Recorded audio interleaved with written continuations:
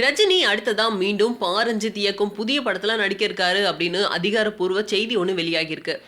ரஜினி பாரஞ்சித் கூட்டணியில கடந்த ஜூலை மாசம் வெளிவந்த கபாலி படத்தோட பரபரப்பு அடங்கறதுக்குள்ள அடுத்ததா ரஜினியோட அடுத்த படத்துக்கான அறிவிப்பு ரஜினி ரசிகர்களை மகிழ்ச்சி அடைய வச்சிருக்கு. கபாலி படத்துக்கு பிறகு ரஜினி இப்போ சங்கர் இயக்கத்துல 2.0 படத்துல ரொம்பவும் பிஸியா நடிச்சிட்டு இருக்காரு.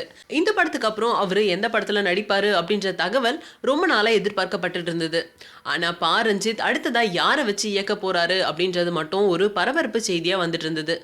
விஜய் சூர்யானு முன்னணி கதாநாயகர்களை வச்சு அவர் இயக்க போறதா செய்திகள் வெளிவந்துட்டு இருந்தாலும் ரஞ்சித் தரப்புல இருந்து தான் யாருக்கும் கதை சொல்லல அப்படின்ற கருத்தும் இப்போ ரீசெண்டா வெளிவந்திருக்கு. இந்த நிலையில நேத்து தனுஷ் ரஜினியோட அடுத்த படத்தை பத்தி ஒரு அறிவிப்பை வெளியிட்டிருக்காரு. அதுல 2.0 படத்துக்கு பிறகு ரஜினி நடிக்கும் படத்தை தன்னோட ஒண்டர் பார் பிலிம்ஸ் நிறுவனம் மூலம் தயாரிக்க இருக்கிறதாகவும் அந்த படத்தை ரஞ்சித் இயக்க போறதாகவும் சொல்லியிருந்தாரு.